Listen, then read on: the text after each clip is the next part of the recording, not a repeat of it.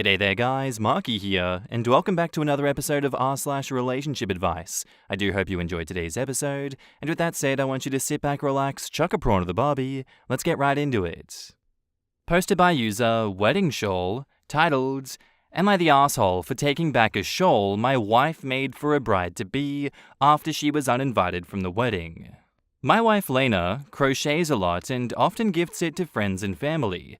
When her second oldest brother got married, she made the bride a shawl to wear over her dress in the evening.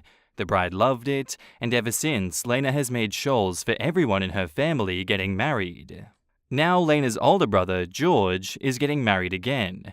Lena doesn't have a relationship with George, as he was abusive to her as a child, but if she has to see him, then she is polite, but distant with him. She doesn't want to cut off the rest of her family because of George. I work with George, and while we aren't friends, we are friendly at work. Lena encouraged this. When George got moved to my team, I was going to request a transfer, not wanting to expose Lena to George, as my team does a lot of get-togethers with our significant others. As it's a family wedding, Lena's mum asked her if she could crochet a shawl for George's fiancée, and Lena agreed. It was arranged that once it was finished, I would take it to work and give to George so that Lena didn't have to see him. Earlier this week, the shawl was completed, and I emailed George at work to let him know that I would bring it in today as the wedding is tomorrow. When I got into work this morning, I gave George the shawl and let him know that Lena and I were looking forward to the wedding. Come lunchtime, Lena called me to let me know that George's fiancé had called her and told her that she was no longer invited to the wedding, citing the place they are having the wedding and the reception at is too small for the number they have coming, so we're having to make cutbacks. However, I was still invited to the wedding. I was mad at this because they clearly only invited Lena to get a shawl, which to me is just rude. If they'd asked Lena outright to make one, she probably would have done because she loves to crochet. On my way out of work, I noticed George wasn't at his desk, but the shawl was. I was still mad that they had used Lena to get a shawl, and I just shoved it in my work bag. I left a note on his desk telling George since Lena was no longer invited, the shawl and I would no longer be attending either. On my way home, I told Lena what I had done and asked her if she wanted to go out instead, so as not to waste having a sitter. Lena was upset that I had taken the shawl, as it was causing an uproar in her family group chat where people were calling her petty because I took it back. Lena wants me to give it back.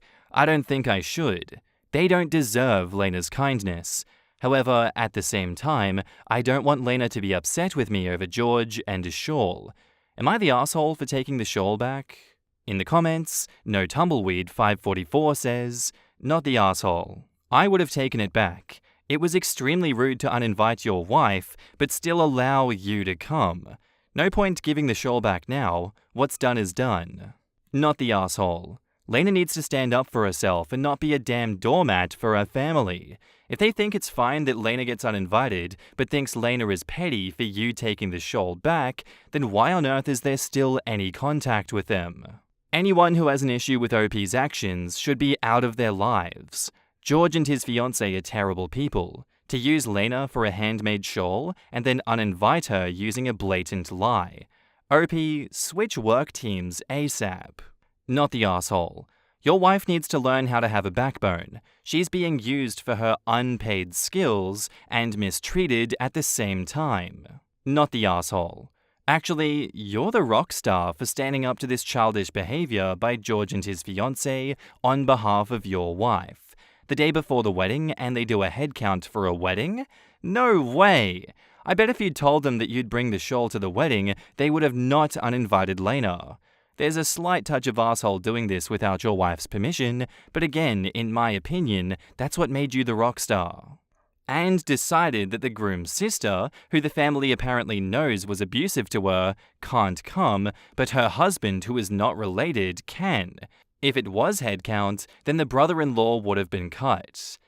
Well, that's the point that I'm not seeing people hark on. Why would OP, the unrelated husband, be invited, but not the younger sister? Back up to the post, we have an edit. I've messaged the group chat, letting them know that I took it, and if they should be pissed at anyone, then it should be me. But I would also do it again because no one gets to be a dick to Lena. Update. So everyone will be glad to know that I have not given George back the shawl. I mean, part of the reason I haven't give it back is because he's on his honeymoon, but even if he hasn't, I still wouldn't give it back. Later that evening, Lena apologized for being mad at me. She said that she would have never agreed to make the shawl in the first place and was grateful that I'd taken it back. Lena and I had a long discussion about her family and how they treat her. I told her that I would always stand up for her when it comes to her family because I will stand strong when she can't. I asked her what she thought about going lower contact. We were already low contact with George, his now wife, and her mum. Lena said she wanted to go no contact with George, his wife, her mum, and to go low contact with everyone else but their second oldest brother and his wife. We'll call them Michael and Sarah. She said she wanted to do this because of how toxic the group chat had become, which she has now left and has shown me that she has left and deleted the chat. We have both blocked everyone but Michael and Sarah. I'm going to wait a couple of weeks before I broach therapy for Lena again. I just want the dust to settle for a bit, as I don't want her to feel pushed into anything. The story the wife gave Lena about there not being enough space was bullshit. Michael confirmed that George had told them weeks ago that they were well under numbers for their venue. It was just a shit attempt at a power move. I know some Redditors were concerned about my work life after I took the shawl. I spoke with my manager and told him that Lena had made a shawl for George's wife, but they had given a shit reason for uninviting her to the wedding the day before the wedding, and I took it back. When I told my manager this, he sighed heavily before telling me that he wished I hadn't taken the shawl because George could make things difficult for me, but that he would have done exactly the same thing because George is a nightmare. I told him that I'd like to move to another team because it wasn't good for Lena to be around him. He told me to leave it with him, and he would see what he could do. I'd have moved when George was first put on my team, but Lena encouraged me not to, as she didn't want me to rock the boat with her family. I heard back on Monday that I'll be getting moved to another team at the end of the week. This other team is desperate for someone, so when my manager reached out to the other managers to see if anyone had an internal vacancy, this manager bit his arm off. The day of the wedding, Michael called Lena and asked what our plans had been for the day. Michael knew that Lena wasn't invited to the wedding and rightly assumed I wouldn't go if she wasn't welcome. Lena told him that we had planned to go out for dinner and drinks. Michael told her that sounded like a plan and to text him where we were going to go for dinner. Michael and Sarah had decided to skip the wedding after seeing the meltdown of George, his wife, and their mum in the group chat. Apparently, they continued spouting abuse at Lena even though she had left the group chat. When the family turned on me and our children was when Michael and Sarah decided they weren't going to the wedding at all. They were just going to go to the ceremony after Lena had been uninvited. They messaged George to tell him their flight had been delayed and they wouldn't be able to make it. Their flight wasn't delayed. It was just the excuse they used, and George never responded. Michael had seen George's abuse of Lena firsthand. He tried to protect Lena when he could, but there was only so much he could do as a child himself, and didn't want to be on the receiving end of George's temper either. As an adult, he took the first chance he had to move away from his family while only maintaining contact with Lena. So we went out with Michael and Sarah, having a much better night than we would have done at the wedding. There was no snide comments, no belittling, nothing. Lena was happy as she got to see Sarah, and that was what she was looking forward to. Lena being happy was all I wanted. It's all I ever want, my family to be happy. Both Michael and Sarah's phones did keep going off all night as mother-in-law and George kept messaging them angry at their non-attendance, especially after Michael posted a picture of the four of us together having drinks on Facebook with the caption about how he was choosing Lena over George going forward because she doesn't use people to get what they want like George did over a crochet shawl. Michael admitted to me later that he did this to anger George because he'd have a meltdown at the reception and then his in-laws could see what an ass he actually is. Given the gleeful messages I got from Michael last week after he'd heard back from a cousin who attended, George had a complete meltdown. Lena knows about this post, but she's not comfortable with me posting pictures of her work. She considered unraveling the shawl, but she found it difficult to undo all of her hard work, which I understand. It's the very reason I didn't unravel it myself and tell George that it was an IKEA shawl. Well, that, and I didn't want to face a mad Lena. After talking with Sarah about what to do with it, she's decided that she's going to keep it, but she will dye it. Michael suggested that she wears it to the family Christmas. We aren't going to see Lena's family at Christmas, so it won't be happening anyway. Michael and I are at the same level of pettiness as I had previously suggested, as some people comment on my original post, that I could wear it to work when George is back. I didn't show Lena many of the comments. She doesn't need to see people calling her a doormat or saying she needs to grow a spine. Those people clearly haven't had their spirit completely broken by the people who were meant to love them unconditionally or were completely cut out of family events. When George graduated from uni, Lena was left at home. She was 8 years old and left alone all day. Christmas was spent mostly in her bedroom because her grandmother didn't want Lena around as her presence would just upset George. Until she was 14, then she would sneak out and spend it with me and my family. Lena was just left out of everything. Her dad used to work away from home a lot, so he had no idea what was going on. He just assumed that Lena liked her own space, not that she would just stay in her room because she was used to being neglected by her family. In the comments, Is It Aristocrat says, so little Lord Fontel F can spend his wedding without them. Good. I've always wondered why people like George want these people they clearly don't like at their events or in their life. It's just a way to abuse them further. First of all I can see is OP in shiny armor on the back of a horse swinging a sword around. Second, I'm dying to see what these shawls look like. They must be stunning. Depending on the type of shawl and stitch, it probably took many hours to make and several skeins of yarn. Lacy patterns could take days. You'd be looking at a minimum of $50 just for the materials if you're using a nicer type of yarn. Add in the cost for time for creating it, and Lena was giving them such a thoughtful handmade gift. I've been crocheting for 20 years, and I don't have the skill set to do something like that. People completely underestimate how big of a deal those things are. As a crocheter, I can understand Lena's pain at the idea of frogging her work, even with the painful association and difficult memories no doubt tied to it now. It can help sometimes to have someone else, usually a fellow crafter, frog for you if a project is misbehaving, though that's clearly not the case here. I love the IKEA shawl comment from OP. I hope OP wears it at work. I especially hope that Lena wears it herself, particularly during the holidays, and that she considers keeping it the original collar, which I bet is absolutely lovely. Our next post is by user MiserableMoose637, titled, Am I wrong for not agreeing to become a stay-at-home wife when I retire? I'm retiring in about 3.5 months, January 2024, and my husband and I disagree on how the division of labor should be once that happens. Since meeting my now husband, I have been very vocal about my plans to retire when I turn 40. I've planned my life around this goal, lived below my means ever since college, and gave up things to meet this goal. We got married in our early 30s, so it's only been 7 years since then.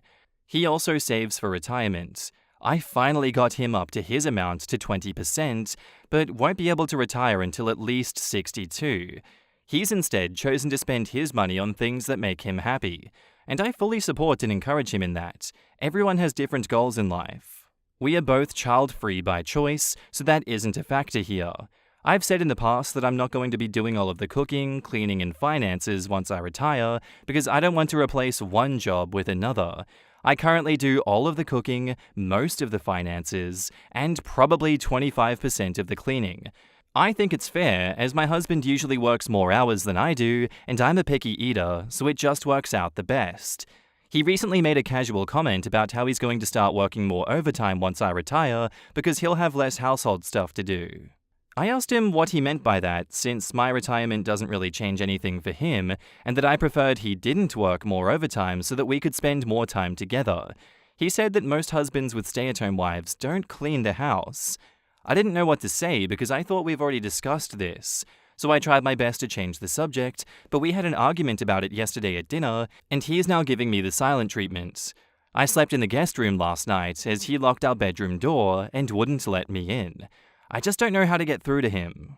Even though I'll no longer be working, I won't be a stay-at-home wife. By my own definition, As to me, a stay-at-home partner is the manager of the home and doesn't bring in much, if any, income. Their job is to take care of the home. I'm not trading one job for another, I'm retiring. I'm still bringing in income. I've just planned my life so that I no longer have to work 9 to 5 to do so. I have multiple hobbies that I've been super excited about devoting more time to. I love rock hounding, crocheting, and hiking.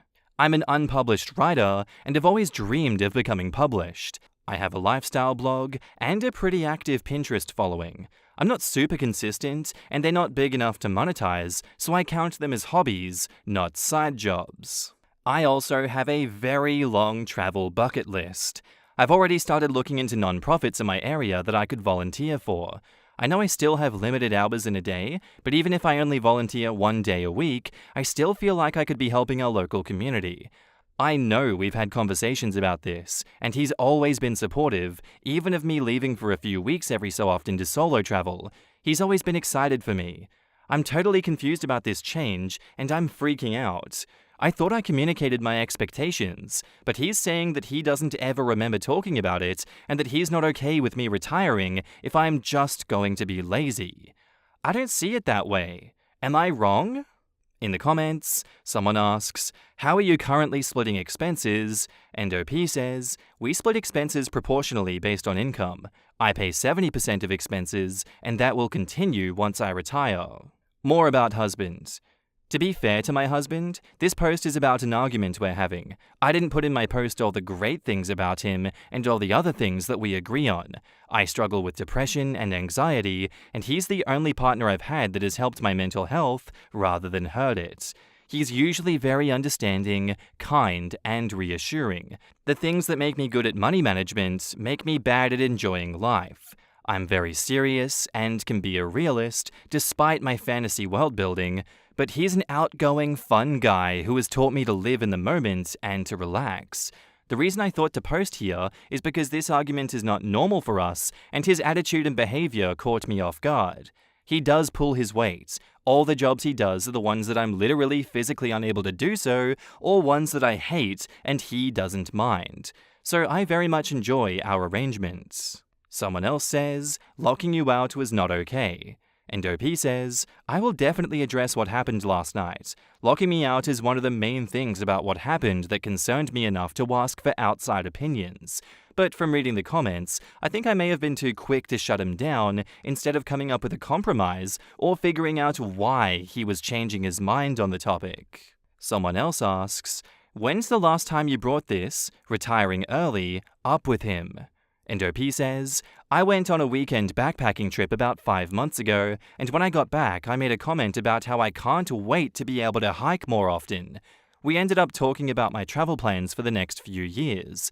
Because I do all the cooking, that was brought up as well. He wanted me to make all of his meals ahead of time before I leave, but we ended up agreeing that I would stock the fridge, and he would either cook for himself or get takeout. If he retired, he wouldn't do more work either.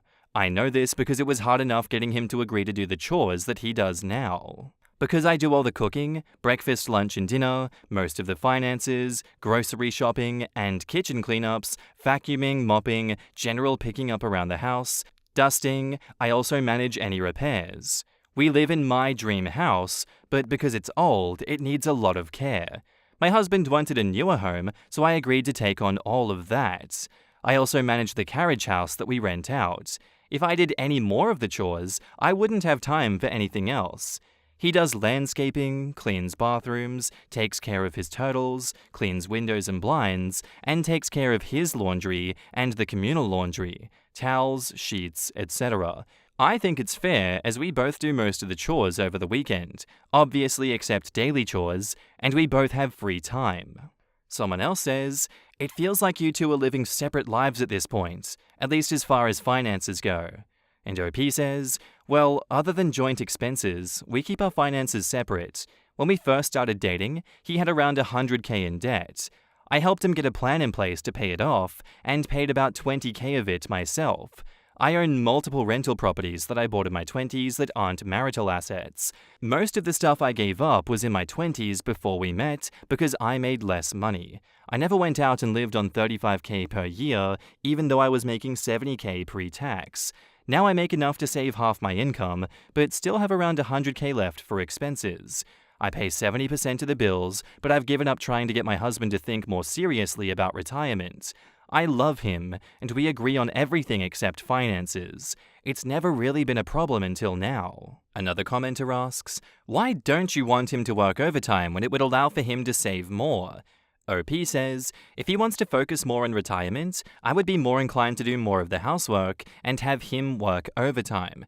But I would want him to agree to putting that money into retirement instead of spending it like he has in the past. Even with this arrangement, I still wouldn't want to do everything. Well then what does he spend it on? He spent a lot on expensive Legos, action figures, and limited edition comics. I knew what I was getting myself into. We met at a convention. I pay 70% of our expenses. That includes date nights, our house, and our cars. I have hobbies as well. I crochet but buy cheap yarn. I don't sell anything, so it doesn't matter to me. I love geology, but I find new rocks instead of buying expensive specimens, etc. I don't know, I'm very conflicted on this one. I just feel like she's doing way too much, and he knows this, yet he's become so accustomed to it, he feels like he can push her to do more. So her question was, am I wrong for not agreeing to becoming a stay-at-home wife when I retire? No. This has been the plan all along. You pay so much, you already do so much, you do way too much for this household. I don't know where he gets the audacity to think that he can now take his foot completely off the pedal and just focus on more overtime at work. I'm insulted on your behalf that you're already doing so much. I'm cool if that's the arrangement that you're comfortable with, but I feel like most people wouldn't be. Then to have him just turn around, even after you've had so many conversations, cementing your plans, have him be like, actually, you're going to do all of the housework now that you're retiring. Have fun with that. I'd feel like he's just spitting in my face there. I'd feel insanely insulted by this man. So no, OP, you're not wrong for not agreeing to this. Update. So he came home very late that night after ignoring his phone. We didn't end up talking about it, and I slept in the guest room again. He works from home Tuesday and Thursday, so the next day he was home when I got off work. I spent the day gathering my thoughts and preparing to have a calm discussion. I tried to remain calm, but he was so defensive and accusatory that I was getting very frustrated. We weren't very productive, and we ended our talk with him denying that I pay 70% of the expenses, even though we planned this out and budget together based on it. I told him I'd go through our expenses to prove it, and being the person that I am, I did so the next day. This is where the problem starts. When I was going through our expenses, I found a charge on my husband's credit card from 2 weeks ago that I didn't recognize. It was not an insignificant amount, so I originally looked into it just to see if it was a household or personal expense to use in my calculations. It turned out to be a bill paid to a law office. For very obvious reasons, I wanted to know more information on why he was being billed by a law office. I looked up the office, and it was a divorce attorney specializing in property division. I logged into his email. I have proof that he has given me permission to access his email at any time to go over expenses and expenses-related issues, and found his conversations with said lawyer. He was trying to find out a way to overturn our prenup so he gets half instead of what is agreed upon in our prenup, and wanted to try and get alimony as well. I had no idea he wasn't happy until we started arguing on Saturday. That morning, he woke me up with breakfast in bed, a total surprise since it wasn't a special day and he almost never cooks. 2 weeks ago, we had a Star Wars movie marathon and ran around the house in a lightsaber battle. Last month, he communicated that he felt like we weren't spending as much time together as we normally do, so I planned more date nights. He's gotten me flowers at least once a week for months now. I just didn't understand why he wanted to divorce without even trying to express what he was feeling to me first. When I went all the way back to the very first emails, late July, a woman we'll call Ashley was brought up. I tried to think of a way to confirm my suspicions without him suspecting that I know what he's been up to. On Saturdays, we sometimes get takeout, so I purposely left my phone upstairs and asked him if I could use his to order the food, and I was taking too long to figure out what I wanted, so he went downstairs to finish what he was doing, giving me more time. It was hard to wait that long without letting on what I knew, but from Thursday to Saturday, I began to get a plan in place. I spoke with a divorce attorney and scheduled my consultation, and made sure that I had any legal and financial documents I may need. On Saturday, when I went through his phone, I found Instagram messages between him and Ashley. By going through the messages and looking at her account, I figured out a lot about her. Ashley seems to be a nice girl he met on Tinder back in May. She is 27 and married to her high school sweetheart who can't bring in enough income for her to be a stay-at-home wife. Considering my husband works in tech, and by looking at the messages, lied about how much he makes, he is obviously the better option. He lied to her about wanting to have kids, and has told her that it's the reason he is unhappy in our marriage. I don't know what he's thinking she's gonna do when she finds out he had a vasectomy. Ashley is apparently willing to be a proper woman and do wifely duties. These are her words, not my husband's. From cross-checking dates, when he's supposed to be hanging out with friends or at a work thing, he's actually with her. She has a weird work schedule, so she sometimes comes over to our house on those days that he works from home and I'm in the office. She is convinced that after they both go through their respective divorces, that they'll live in the house together, get married, and have kids. He's just gone along with everything she says. He's told her that I'm lazy and hardly make enough money, and that I wanted to quit my job and not do any work, which is why he's finally gotten the courage to leave me.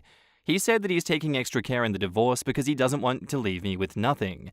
He's also told her that I changed my mind about having kids and that I'm denying him his masculine desire to continue his lineage. Now, you may be thinking, are you stupid? How did you not know? The answer is, I had no idea, and I must be dumb, as he played me for a fool. I'm trying to put some humor in this for my own sake, but I'm sobbing as I write this. I just got back from my new attorney's office with a lot of forms to fill out, and I'm still so overwhelmed and still feel confused for some reason, like this must just be a really bad dream. I reached out to Ashley's husband, so they're probably heading towards divorce as well. He seems like a nice enough guy, also totally blindsided by the affair. I told my husband I was divorcing him last night, and told him he could either sleep in one of the guest rooms or get a hotel room. He chose the latter. So, that's my update. Our prenup has a 99% chance of holding up in court, but we also have an infidelity clause that I'm hoping to prove so I can keep 100% of the house. I was willing to put my dream house in the infidelity clause because I knew that I would never cheat. He was fine with it at the time as well, but is now blowing up my phone about it. If I can't prove his affair, which is unlikely considering the evidence I have, I would have to pay him about 25% of our equity in the house, which is enough for a down payment on another house. So he wants me to not bring his affair into our divorce, which is weird to me since he had no qualms with bringing the affair into our marriage. Did he text you asking not to bring the affair up in the divorce? Because that's evidence. OP says, yeah, I never said he was the smartest. In the texts, he's saying to not bring up Ashley, doesn't mention an affair, and that she shouldn't be involved in our divorce, that we should keep things to ourselves, etc. But I sent myself screenshots of the messages from his phone that prove infidelity. About his lineage line, OP says, the funny thing is that he just made it up. He got a vasectomy before we even met, and is even more staunchly no kids than I am. About Ashley, OP says, I'm pretty sure she'll find out the lies from her husband since I told him everything. I'm now hoping her husband will get a big promotion suddenly, or something where he's finally making enough money, but now they're divorced and she's stuck with my husband, or left finding someone else. Has he been watching Andrew Tate at all? And OP says, I don't think so. I think he's been trying to emulate a very masculine, well-off traditional man in how he presents himself to Ashley. From the outside, I could see him doing a good job at that. He's a Lego, Star Wars, Marvel nerd who also happens to be tall and still has all of his hair. He's always been confident in himself and what he likes, and everything he's said that sounds ridiculous like that, I know to be false, and I highly doubt he believes it himself. I wonder how long he's been doing this. And OP says, I know that they met on Tinder in May, but I don't know if he's been doing anything like this before. Since it's very likely I'll be able to prove infidelity in court, I don't necessarily need to know that he's had other affairs. But I hope he'll tell me the truth if I ask. Maybe he will if I ask him after the divorce is settled, so it wouldn't hurt him at all. Ask her husband to send you evidence too. OP says, yes, I've sent him all the screenshots I sent myself from my husband's phone. Ashley also isn't staying with him, and he's trying to get her to tell him the name of the hotel she's staying at to see if it might be the one that my husband's at. Neither one of us share locations with them, so that's probably why it took so long to find out about the affair. And to cap this off, I guess a mini update to what I replied to you about earlier, but it turns out Ashley is staying at the same hotel as my husband. Go figure, lol. And that's where I'm going to end today's episode, guys. I do hope you enjoyed. If you did, let me know what you thought of it in the comments down below, and I'll see you in the next episode. Bye.